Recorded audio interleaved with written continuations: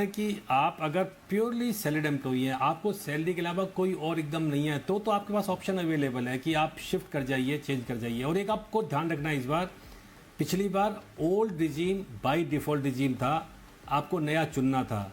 इस बार नया regime by default regime है, आपको ओल्ड चुनना पड़ेगा, एक फॉर्म आपको भरना पड़ेगा। आपको ये बात ध्यान रखनी है। तो अगर आपको फ्यूचर ऑप्शन की कोई इनकम है या कोई और बिजनेस इनकम आपको आ रही है, छोटी सी भी इनकम आ रही है, तो फिर ऑप्शन वंस फॉर ऑल चला जाता है। तो आपको ये अपनी फ्यूचर की प्लानिंग भी ध्यान रखना है।